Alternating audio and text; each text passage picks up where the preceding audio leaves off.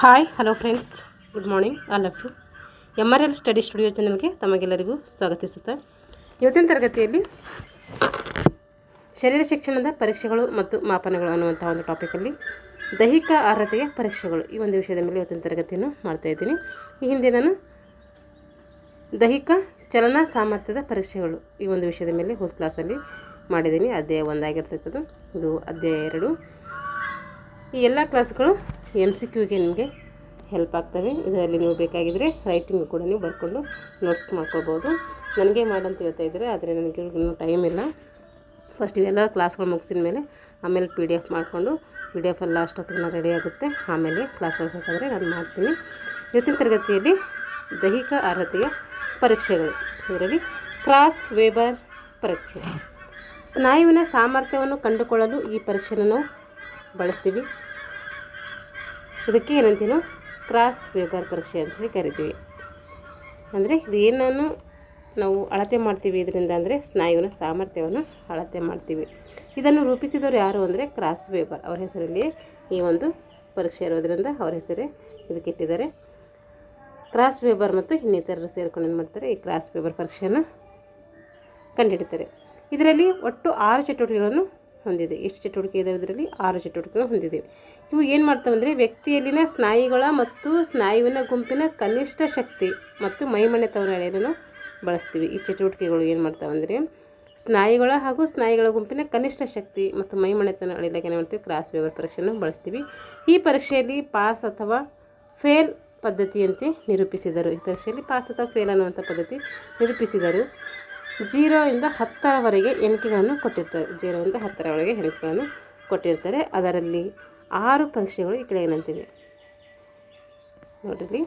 6 ಚಟುವಟಿಕೆಗಳಲ್ಲಿ 6 ಪರೀಕ್ಷೆಗಳು ಮಾಡಿದ್ದಾರೆ. ಇಲ್ಲಿ ಕೆಳಗಡೆ ಕೊಟ್ಟಿದ್ದಾರೆ. ಮೊದಲನೇದು ಅಬ್ಡೋಮಿನಲ್ ಪ್ಲಸ್ ನೋಡಿರಿ. ಹೊಟ್ಟೆಯ ಸ್ನಾಯು ಹಾಗೂ ಶ್ವಾಸ ಸ್ನಾಯುಗಳ ಶಕ್ತಿಯನ್ನು ಕಂಡುಕೊಳ್ಳುವುದು. ಈ ಅಬ್ಡೋಮಿನಲ್ ಪ್ಲಸ್ಸಲ್ಲಿ ಏನು ಮಾಡ್ತೀವಿ, ಹೊಟ್ಟೆಯ ಸ್ನಾಯು ಹಾಗೂ ಶ್ವಾಸ ಸ್ನಾಯುಗಳ ಶಕ್ತಿಯನ್ನು ಕಂಡುಕೊಳ್ಳೋಕ್ಕೂ ನಾವು ಪರೀಕ್ಷೆಯನ್ನು ಬಳಸ್ತೀವಿ. ಇಲ್ಲಿ ಏನು ಮಾಡ್ತೀವಿ ಚಟುವಟಿಕೆ ಅಂದರೆ ಸಿಟ್ಅಪ್ ಮಾಡ್ತೀವಿ. ದಂಡ ಬೇಟೆ ಕುಡಿತೀವಲ್ಲ, ಅದು ಸಿಟ್ಅಪ್ಸ್ ಮಾಡ್ತೀವಿ. ಅಬ್ಡೋಮಿನಲ್ ಮೈನಸಲ್ಲಿ ಏನು ಮಾಡ್ತೀವಿ ನೋಡಿರಿ, ಶ್ವಾಸ ಸ್ನಾಯುಗಳ ಹೊಟ್ಟೆಯ ಸ್ನಾಯುವಿನ ಸಾಮರ್ಥ್ಯ ನೋಡ್ತೀವಿ. ಇದು ಸ್ನಾಯುವಿನ ಶಕ್ತಿಯನ್ನು ಅಳತೆ ಮಾಡ್ತೀವಿ. ಇದು ಸ್ನಾಯುವಿನ ಸಾಮರ್ಥ್ಯವನ್ನು ಏನು ಮಾಡ್ತೈತಿ, ಅಳತೆ ಮಾಡ್ತೈತಿ. ಇಲ್ಲಿ ಕೂಡ ಏನು ಮಾಡ್ತೀವಿ, ನಾವು ಸಿಟ್ಅಪ್ಸನ್ನು ಮಾಡ್ತೀವಿ. ಶ್ವಾಸ ಮತ್ತು ಕೆಳಹೊಟ್ಟೆ, ಶ್ವಾಸ ಸ್ನಾಯು ಹಾಗೂ ಹೊಟ್ಟೆಯ ಕೆಳಬದಿಯ ಸ್ನಾಯುವಿನ ಶಕ್ತಿಯನ್ನು ನಾವು ಅಳತೆ ಮಾಡ್ತೀವಿ. ಹೊಟ್ಟೆಯ ಕೆಳಗಿನ ಸ್ನಾಯುವಿನ ಕೆಳಬದಿಯ ಸ್ನಾಯುವಿನ ಶಕ್ತಿ ಇದು ನೋಡಿರಿ. ಅಬ್ಡೋಮಿನಲ್ ಪ್ಲಸ್ ಸ್ನಾಯುವಿನ ಶಕ್ತಿ, ಅಬ್ಡೋಮಿನಲ್ ಮೈನಸ್ ಸ್ನಾಯುವಿನ ಸಾಮರ್ಥ್ಯ, ಮತ್ತು ಶ್ವಾಸ ಮತ್ತು ಕೆಳಹೊಟ್ಟೆ ಇದೇನು ಮಾಡ್ತೀನಿ, ಸ್ನಾಯು ಮತ್ತು ಹೊಟ್ಟೆಯ ಕೆಳಬದಿಯ ಸ್ನಾಯುಗಳ ಶಕ್ತಿಯನ್ನು ಅಳತೆ ಮಾಡ್ತೈತಿ. ಈಗ ಬೆನ್ನಿನ ಭಾಗ, ಇಲ್ಲಿ ನಾವು ಏನು ಮಾಡ್ತೀವಿ ನೋಡಿರಿ, ಬೆನ್ನಿನ ಭಾಗದಲ್ಲಿ ಬೆನ್ನಿನ ಮೇಲ್ಭಾಗದ ಸ್ನಾಯುವಿನ ಶಕ್ತಿಯನ್ನು ಅಳಿತೀವಿ. ಬೆನ್ನಿನ ಒಂದು ಭಾಗದಲ್ಲಿ ನಾವು ಬೆನ್ನಿನ ಒಂದು ಮೇಲ್ಭಾಗದ ಶಕ್ತಿಯನ್ನು ಅಳತೆ ಮಾಡ್ತೀವಿ. ಉದಾಹರಣೆಗೆ ತಲೆ ಮೇಲ್ಭಾಗದಲ್ಲಿ ಬರ್ತೈತೆ, ಎದೆ, ಭುಜಗಳು, ಇವೆಲ್ಲ ಏನು ಮೇಲ್ಭಾಗದಲ್ಲಿ ಬರುವಂತಹ ಪಾರ್ಟ್ಸ್ಗಳು. ಅವೇನು ಮಾಡ್ತೀವಿ, 10 ಸೆಕೆಂಡ್ವರೆಗೆ ಎತ್ತಿ ಹಿಡಿತೀವಿ. ಅಂದರೆ ಹೊಟ್ಟೆಯ ಮೇಲೆ ಮಲಗಿ ನಾವೇನು ಮಾಡ್ತೀವಿ, ನಮ್ಮ ಕತ್ತನ್ನು ಮೇಲೆ ಎತ್ತಿ ಮಾಡ್ತೀವಿ. ಇದು ಏನಾಯಿತು, ಬೆನ್ನಿನ ಮೇಲ್ಭಾಗದಲ್ಲಿ ಮಾಡುವಂತಹ ಒಂದು ಚಟುವಟಿಕೆ ಆಯಿತು. ಈಗ ಬೆನ್ನಿನ ಕೆಳಭಾಗದಲ್ಲಿ ಲೋವರ್ ಬ್ಯಾಕಲ್ಲಿ ನಾವು ಯಾವ ರೀತಿ ಮಾಡ್ತೀವಿ ಅಂತ ನೋಡಿರಿ. ಬೆನ್ನಿನ ಕೆಳಭಾಗದ ಸ್ನಾಯುವಿನ ಶಕ್ತಿಯನ್ನು ಅಳಿಲಿಕ್ಕೆ ಇದನ್ನು ನಾವು ಮಾಡ್ತೀವಿ. ಇದು ಚಟುವಟಿಕೆ ಹೊಟ್ಟೆಯ ಮೇಲೆ ಮಲಗಿ 10 ಸೆಕೆಂಡ್ಗಳವರೆಗೆ ಕಾಲನ್ನು ಮೇಲಕ್ಕೆತ್ತಿ ಏನು ಮಾಡೋದು, ಹಿಡಿದಿಡಬೇಕು. ಇದರಲ್ಲಿ ಬೆನ್ನಿನ ಕೆಳಭಾಗದಲ್ಲಿ. ಈಗ ಬೆನ್ನು ಮತ್ತು ಮೊಣಕಾಲು ಸ್ನಾಯು, ಸೊಂಟದ ಮೈ ಮಣೆತ ಅಥವಾ ನೆಲ ಮುಟ್ಟುವ ಪರೀಕ್ಷೆ ಚಟುವಟಿಕೆ. ವಿದ್ಯಾರ್ಥಿಯನ್ನು ನೇರವಾಗಿ ನಿಲ್ಲಿಸಿ ನಂತರ ಮೊಣಕಾಲು ಮಡಚದೆ ಮುಂದಕ್ಕೆ ಬಾಗಿ ಬೆರಳಿನ ತುದಿಯಿಂದ ನೆಲವನ್ನು ಮುಟ್ಟಬೇಕು. ಸೊಂಟದ ಮೈ ಮಣೆತ ಅಥವಾ ನೆಲ ಮುಟ್ಟುವ ಪರೀಕ್ಷೆ ಚಟುವಟಿಕೆ. ವಿದ್ಯಾರ್ಥಿಯನ್ನು ನೇರವಾಗಿ ನಿಲ್ಲಿಸಿ, ನೋಡಬೇಕಿಲ್ಲಿ, ವಿದ್ಯಾರ್ಥಿಯನ್ನು ನೇರವಾಗಿ ನಿಲ್ಲಿಸಿ ನಂತರ ಮೊಣಕಾಲು ಮಡಚದೆ ಮುಂದಕ್ಕೆ ಬಾಗಿ ಅಂದರೆ ಬೆರಳಿನ ತುದಿಯಿಂದ ನೆಲವನ್ನು ಮುಟ್ಟಬೇಕು. ಈ ಸ್ಥಿತಿಯಲ್ಲಿ ಎಷ್ಟು ಸೆಕೆಂಡ್ ಮಾಡಬೇಕಂದ್ರೆ 3 ಸೆಕೆಂಡ್ಸ್ ಮಾಡಬೇಕು. ಇದಕ್ಕೇನಂತೀವಿ, ಬೆನ್ನು ಮತ್ತು ಮೊಣಕಾಲು ಸ್ನಾಯುಗಳ ಒಂದು ಪರೀಕ್ಷೆ ಅಂತೇಳಿ ಕರಿತೀವಿ. ಇಷ್ಟೇನಾಯಿತು, ಕ್ರಾಸ್ ವೇವ್ ಬರ್ದವ್ರದ್ದಾಯಿತು. ಇವಾಗ JCR ಟೆಸ್ಟ್ ಹೆಂಗೆ ಮಾಡ್ತೀವಿ ನೋಡಿರಿ. JCR ಟೆಸ್ಟ್ ಪರೀಕ್ಷೆಯಲ್ಲಿ 3 ಚಟುವಟಿಕೆಗಳನ್ನು ಹೊಂದಿರ್ತೈತಿ. ಒಂದು J ಅಂದರೆ ಎತ್ತರಕ್ಕೆ ಜಿಗಿತ, ವರ್ಟಿಕಲ್ ಜಂಪ್ ಅಂತೇಳಿ ಕರಿತೀವಿ. C ಅಂದರೆ ಚಿನ್ನಿಂಗ್, R ಅಂದರೆ ಓಟ ಅಥವಾ ಶಟಲ್ ರನ್, J ಅಂದರೆ ಜಂಪಿಂಗ್ ಅಂತ ಅರ್ಥ, ವರ್ಟಿಕಲ್ ಜಂಪು. C ಅಂದರೆ ಚಿನ್ನಿಂಗು, R ಅಂದರೆ ಶಟಲ್ ರನ್ ಅಥವಾ ರನ್.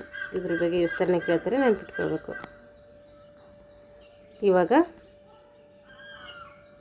ವ್ಯಕ್ತಿಯಲ್ಲಿ ದೈಹಿಕ ಅರ್ಹತೆಯ ಗುಣಗಳಾದಂತಹ ಜಿಗಿತ, ಶಕ್ತಿ, ವೇಗ, ಚಪಲತೆ ಹಾಗೂ ಕಷ್ಟ ಸಹಿಷ್ಣುತೆ ಇವುಗಳನ್ನು ಮೂಲಭೂತ ಚಲನ ನಿಪುಣತೆಗಳಾದಂತಹ ಜಿಗಿತ, ಓಟ, ವಕ್ರಗತಿ ಇವುಗಳ ಮೂಲಕ ಏನು ಮಾಡ್ತೀವಿ ಕಂಡುಕೊಳ್ತೀವಿ. ವ್ಯಕ್ತಿಯಲ್ಲಿನ ದೈಹಿಕ ಅರ್ಹತೆಯ ಗುಣಗಳಾದಂತಹ ಜಿಗಿತ ಆಗಿರ್ಬೋದು, ಶಕ್ತಿ ಆಗಿರ್ಬೋದು, ವೇಗ, ಚಪಲತೆ ಹಾಗೂ ಕಷ್ಟ ಸಹಿಷ್ಣುತೆ ಇವುಗಳನ್ನು ನಾವು ಮೂಲಭೂತ ಚಲನಾ ನಿಪುಣತೆಗಳಾದಂತಹ ಜಿಗಿತ, ಓಟ, ವಕ್ರಗತಿ ಇವುಗಳ ಮೂಲಕ ಏನು ಮಾಡ್ತೀವಿ ಕಂಡುಕೊಳ್ತೀವಿ. ಇದಕ್ಕೇನಂತೀವಿ JCR ಪರೀಕ್ಷೆ ಅಂತೇಳಿ ಕರಿತೀವಿ. ಇದರಲ್ಲಿ ಏನು ಕೇಳ್ತಾರೆ ಇದು ನೋಡಿರಿ, ಇದೇ ಥರ ಹೇಳ್ಕೊತಾ ಹೋಗ್ತೀನಿ. ಇಲ್ಲಿ ನೀವೇ ಸ್ವಲ್ಪ ಅಂಡರ್ಸ್ಟ್ಯಾಂಡ್ ಮಾಡ್ಕೊಳ್ರಿ. ಅಂದರೆ JCR ಬಗ್ಗೆ ಕುರಿತು ಬರೆಯಿರಿ ಅಂತ ಈ ರೀತಿ ಟೆಸ್ಟ್ ಬಂದಾಗೆ ಅಂದರೆ ರೈಟಿಂಗಿಗೂ ಹೇಳ್ತಾ ಇದ್ದೀನಿ, ನೋಡ್ಕೊಳ್ರಿ. ಆ ರೀತಿ ಬಂದಾಗ ನಾವು ಹೆಂಗೆ ಬರೀಬೇಕು ಅಂತಂದರೆ JCR ಅಂದ್ರೆ ಏನಂತ ಬರೀಬೇಕು. J ಅಂದರೆ ಎತ್ತರಕ್ಕೆ ಜಿಗುವುದು, ವರ್ಟಿಕಲ್ ಜಂಪ್ ಅಂತ ಕರಿತೀವಿ. C ಅಂದರೆ ಚಿನ್ನಿಂಗ್ ಅಂತ ಕರಿತೀವಿ. R ಅಂದರೆ ಶಟಲ್ ರನ್ ಅಂತೇಳಿ ಕರಿತೀವಿ. ವ್ಯಕ್ತಿಯಲ್ಲಿನ ದೈಹಿಕ ಅರ್ಹತೆ ಗುಣಗಳಿರುತ್ತೆ. ವ್ಯಕ್ತಿಯಲ್ಲಿರುವಂಥ ದೈಹಿಕ ಅರ್ಹತೆಯ ನಾವು ದೈಹಿಕವಾಗಿ ಸದೃಢವಾಗಿವಿ ಅಂತ ಹೇಳಬೇಕಾದ್ರೆ ನಾವು ಏನು ಮಾಡ್ತೀವಿ, ಜಿಗಿತ ಮಾಡ್ತೀವಿ, ಶಕ್ತಿಯನ್ನು ಟೆಸ್ಟ್ ಮಾಡ್ತಾರೆ, ವೇಗ ಸ್ಪೀಡನ್ನು ಟೆಸ್ಟ್ ಮಾಡ್ತಾರೆ, ಚಪಲತೆ ಎಜಿಲಿಟಿ ಅಂತ ಕರಿತೀವಿ, ಹಾಗೂ ಕಷ್ಟ ಸಹಿಷ್ಣುತೆ ಸ್ಟ್ರೆಂತ್ ಎಂಡ್ಯೂರೆನ್ಸ್ ಇವುಗಳನ್ನು ಮೂಲಭೂತ ಚಲನಾ ನಿಪುಣತೆಗಳಾದಂತಹ ಜಿಗಿತ, ಓಟ, ವಕ್ರಗತಿ ಇವುಗಳ ಮೂಲಕ ಏನು ಮಾಡ್ತೀವಿ ಕಂಡುಕೊಳ್ತೀವಿ. ಇಷ್ಟು ಬರೆದ್ರೆ ನಮಗೆ JCR ಬಗ್ಗೆ ಮುಗಿತೈತಿ. ಇವಾಗ NCFP NPFP ಹಂಗಂದ್ರೆ ಏನು ನೋಡಿರಿ. NPFP ಪರೀಕ್ಷೆಗಳಂದರೆ national physical fitness programme test. ಇದ್ರ ವಿವರಣೆ ಕೇಳ್ತಾರೆ, ನೆನ್ಪಿಟ್ಕೋಬೇಕು. NPFP ಅಂದರೆ ನ್ಯಾಷನಲ್ ಫಿಸಿಕಲ್ ಎಫಿಷಿಯನ್ಸಿ ಮತ್ತು ಬೇರೆ ಬರ್ತಿರ್ತದೆ. National physical fitness programme test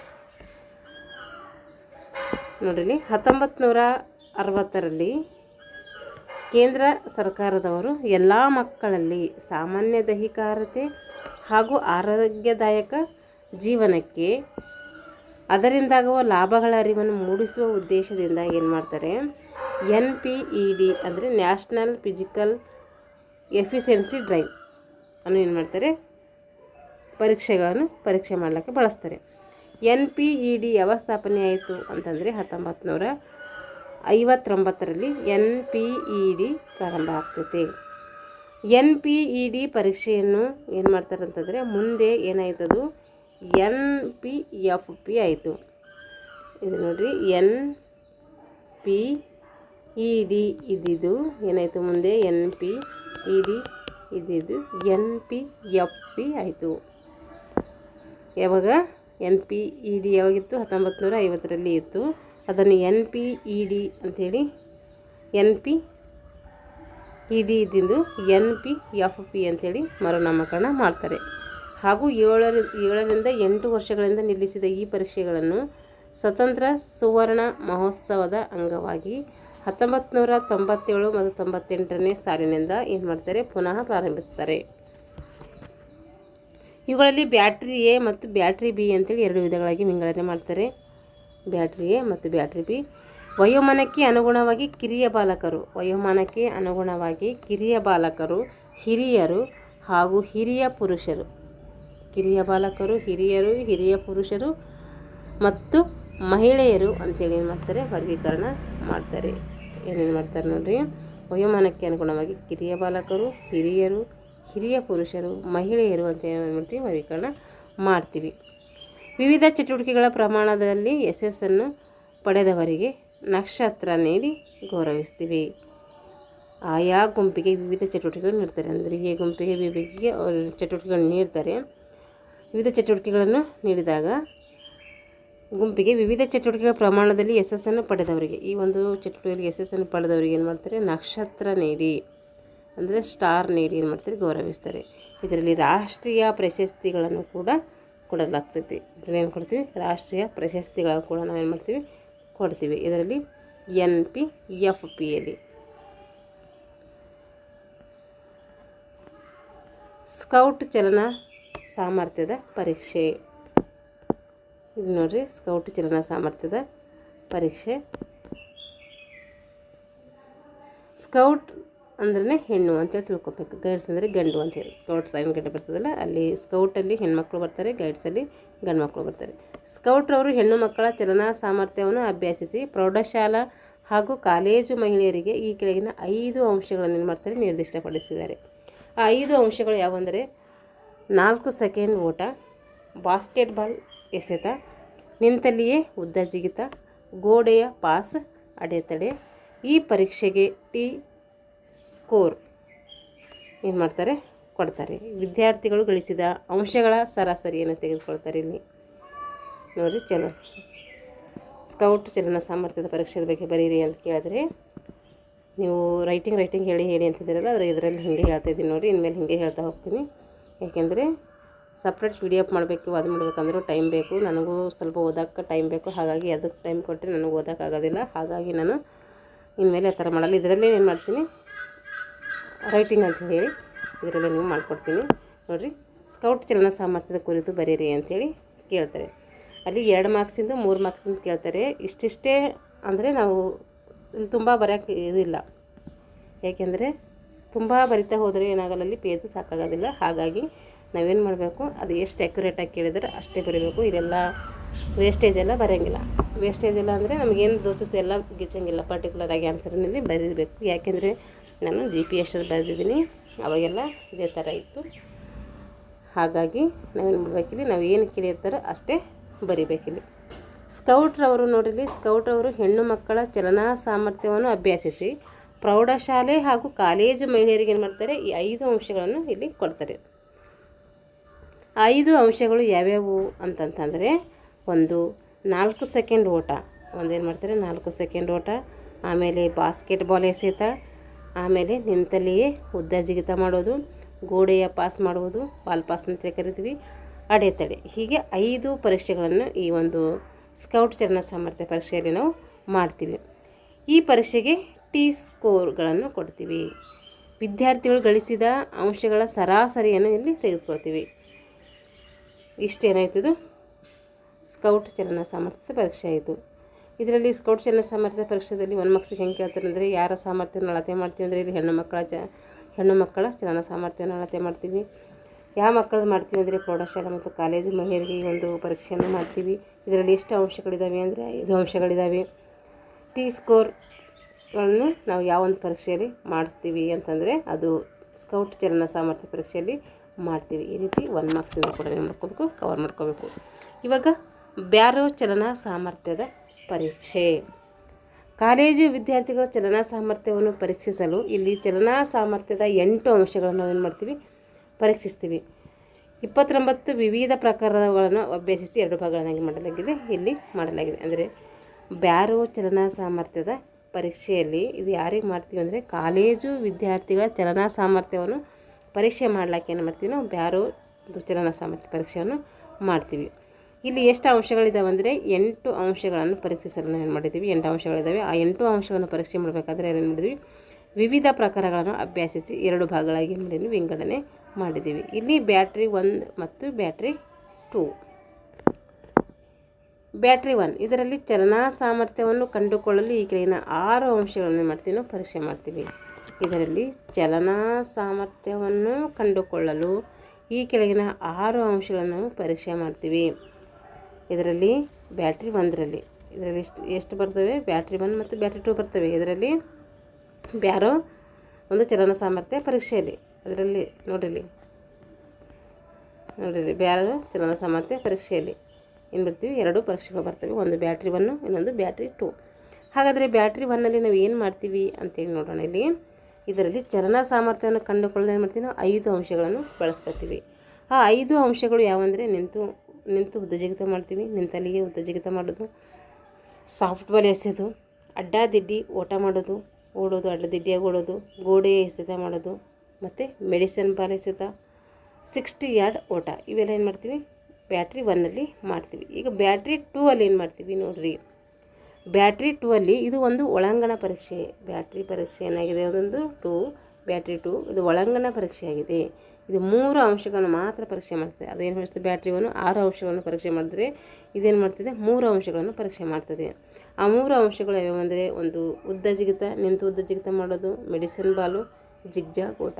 zigzag ಓಟ ಅಂದರೆ ಅಡ್ಡದಿಡ್ಡಿ ಓಡೋದು. ಅಲ್ಲಿ 6 ಮಾಡಿದರೆ ಇಲ್ಲಿ 3 ಮಾಡ್ತಾಯಿದ್ದು. ಇದು ಎಷ್ಟಾಯಿತು ಬ್ಯಾರು ಚಲನ ಸಾಮರ್ಥ್ಯ ಪರೀಕ್ಷೆ ಆಯಿತು. 5ನೇದು ಇವಾಗ ಹಾರ್ವರ್ಡ್ ಸ್ಟೆಪ್ ಪರೀಕ್ಷೆ. ಇದು ಯಾರು ರೂಪಣೆ ಮಾಡ್ತಾರೆ ಅಂದರೆ ಬ್ರೋಹಾ ಅವರು ರೂಪಣೆ ಮಾಡ್ತಾರೆ. ಯಾರು ಮಾಡ್ತಾರೆ ಇವರು? ಬ್ರೋಹಾ ಎನ್ನುವರು ಮಾಡ್ತಾರೆ. ಈ ಪರೀಕ್ಷೆಯನ್ನು ಬ್ರೋಹಾ ಅವರು ರೂಪಿಸ್ತಾರೆ. ಕೆಲಸ ಮಾಡುವ ಸ್ನಾಯು ಸಾಮರ್ಥ್ಯ ಹಾಗೂ ಕೆಲಸದ ನಂತರ ಮೂಲ ಸ್ಥಿತಿಗೆ ಬರುವ ಸಾಮರ್ಥ್ಯಗಳನ್ನು ಅಳತೆ ಮಾಡುವ ಉದ್ದೇಶದಿಂದ ಈ ಪರೀಕ್ಷೆಯನ್ನು ಮಾಡ್ತೀವಿ. ನೋಡ್ರಿ, ಈ ಒಂದು ಹಾರ್ವರ್ಡ್ ಸ್ಟೆಪ್ ಪರೀಕ್ಷೆ ನಾವು ಯಾಕೆ ಮಾಡ್ತೀವಿ ಅಂತಂದರೆ ಕೆಲಸ ಮಾಡುವ ಸ್ನಾಯು ಸಾಮರ್ಥ್ಯಗಳ ಹಾಗೂ ಕೆಲಸದ ನಂತರ ಮೂಲ ಸ್ಥಿತಿಗೆ ಬರುವ ಸಾಮರ್ಥ್ಯ. ಒಂದು ಕೆಲಸ ಮಾಡುವಾಗ ಸ್ನಾಯು ಸಾಮರ್ಥ್ಯ ಹೇಗಿರ್ತೈತಿ, ಕೆಲಸ ಮಾಡಿದ ನಂತರ ಸ್ನಾಯುಗಳು ಯಾವ ರೀತಿ ಮೂಲ ಸ್ಥಿತಿಗೆ ಬರ್ತವೆ ಅನ್ನೋದನ್ನು ಅಳತೆ ಮಾಡುವಂಥದ್ದೇ ಹಾರ್ವರ್ಡ್ ಸ್ಟೆಪ್ ಪರೀಕ್ಷೆ ಆಗಿರ್ತದೆ. ಈ ಪರೀಕ್ಷೆ ಮಾಡುವವರು ಯಾರಂದರೆ ಯಾರ ಮೇಲೆ ಮಾಡ್ತೀವಿ ಅಂದರೆ ಹದಿವಯಸ್ಸಿನ ಕಾಲೇಜು ವಿದ್ಯಾರ್ಥಿಗಳಿಗಾಗಿ ಈ ಪರೀಕ್ಷೆಯನ್ನು ರೂಪಿಸಲಾಗಿದೆ.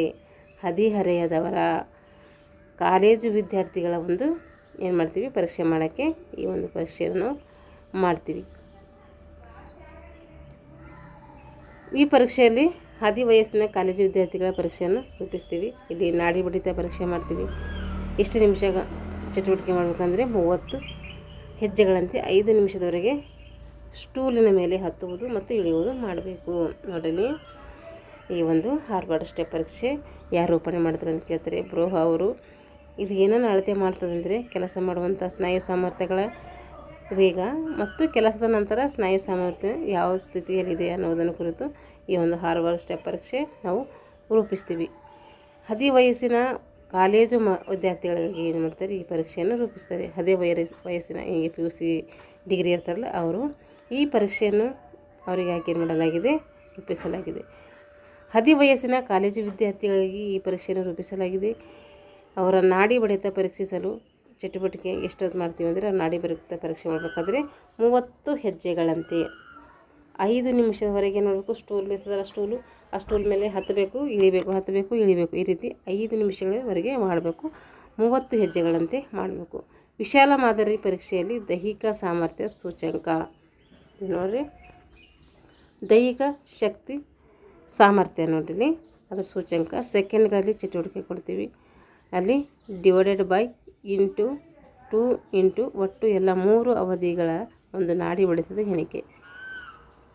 ಆಮೇಲೆ ಏನು ಮಾಡಬೇಕು ಸೆಕೆಂಡ್ಗಳ ಚಟುವಟಿಕೆಗಳ ಅವಧಿ ಮತ್ತು ಇಂಟು 100ಕ್ಕೆ ನಾವು 2 ಇಂಟು ಒಟ್ಟು ಎಲ್ಲ 3 ಅವಧಿಗಳ ನಾಡಿ ಬಡಿತದಿಂದ ಏನು ಮಾಡಬೇಕು ಡಿವೈಡ್ ಮಾಡಬೇಕು.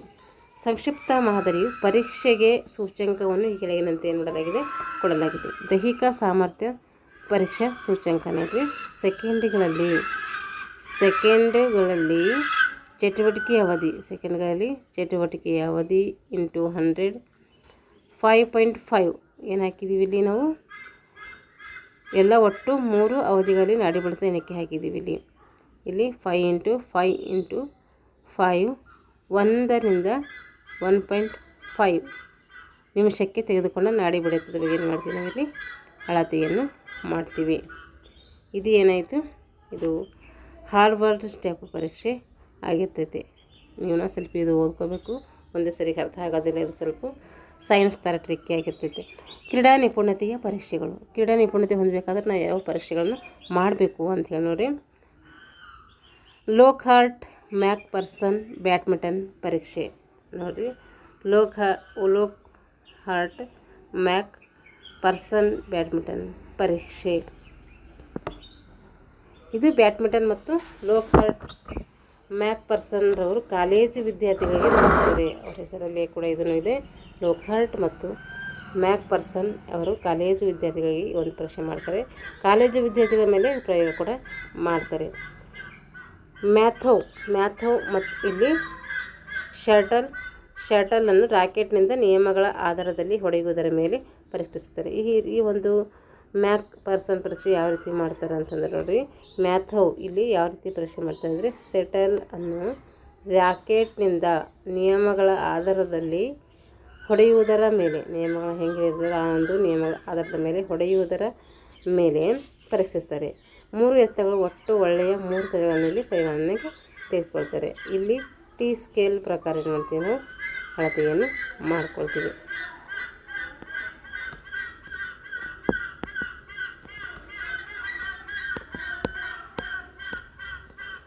ಸ್ವಲ್ಪ ನೋಡೋಣ.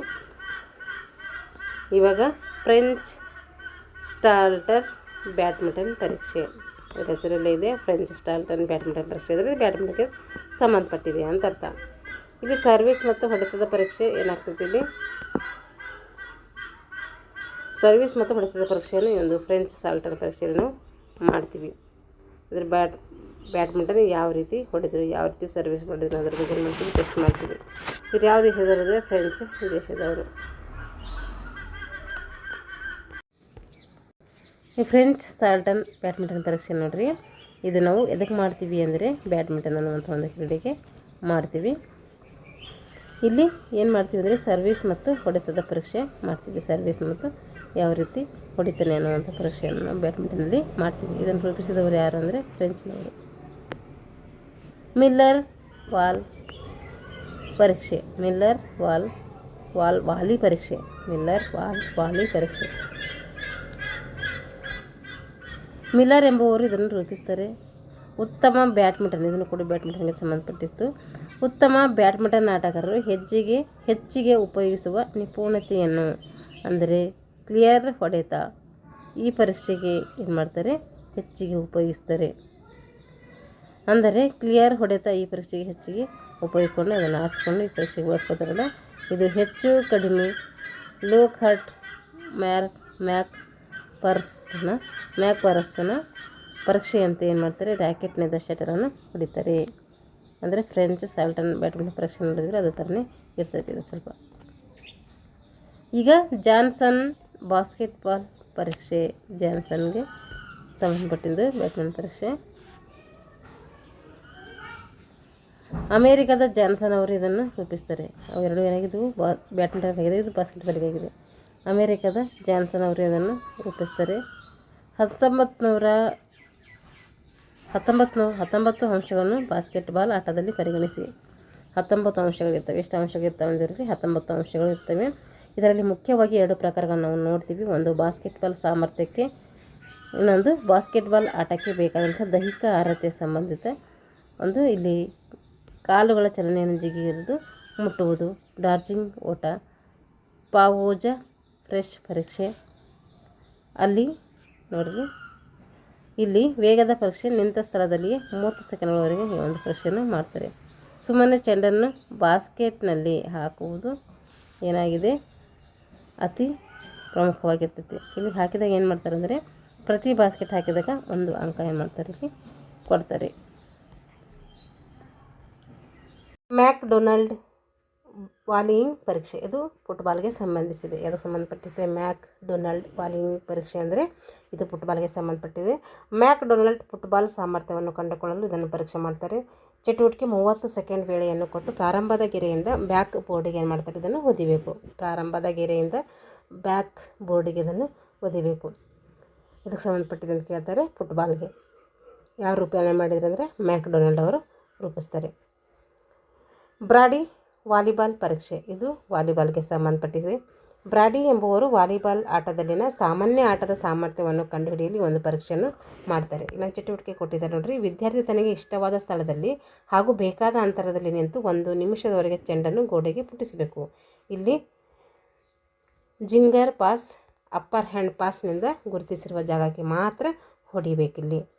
ಈಗ ರಸೆಲ್ಟ್ ಲಾಂಗ್ ವಾಲಿಬಾಲ್ ಪರೀಕ್ಷೆ, ಇದು ಕೂಡ ವಾಲಿಬಾಲ್ಗೆ ಸಂಬಂಧಪಟ್ಟಿದೆ. ಫ್ರೆಂಚ್ ಹಾಗೂ ಕೂಪರ್ ಎಂಬುವವರು ರೂಪಿಸಿದ ವಾಲಿಬಾಲ್ನ ಸರ್ವಿಸ್ ಹಾಗೂ ವಾಲಿ ಅಭ್ಯಸಿಸಿ ರಸೆಲ್ ಮತ್ತು ಲಾಂಗ್ ಎಂಬುವರು ಇದನ್ನು ಬಳಕೆ ಮಾಡ್ತಾರೆ. ಪ್ರೌಢಶಾಲೆ ವಿದ್ಯಾರ್ಥಿನಿಯರ ಪರೀಕ್ಷೆ ಮಾಡಲು ಯೋಗ್ಯ ಎಂದು ಇದನ್ನು ಏನು ಮಾಡ್ತಾರೆ, ಸಾಬೀತು ಮಾಡ್ತಾರೆ. ಫ್ರೆಂಚ್ ಹಾಗೂ ಕೂಪರ್ ಎಂಬುವರು ರೂಪಿಸಿದ ವಾಲಿಬಾಲ್ನ ಸರ್ವಿಸ್ ಹಾಗೂ ವಾಲಿ ಅಭ್ಯಸಿಸಿ ರಸ್ಸೆಲ್ ಮತ್ತು ಲಾಂಗ್ ಎಂಬುವರು ಪ್ರೌಢಶಾಲೆ ವಿದ್ಯಾರ್ಥಿನಿಯರ ಪರೀಕ್ಷೆ ಮಾಡಲು ಯೋಗ್ಯ ಅಂತ ಏನು ಮಾಡ್ತಾರೆ, ಇದನ್ನು ಸಾಬೀತು ಮಾಡ್ತಾರೆ.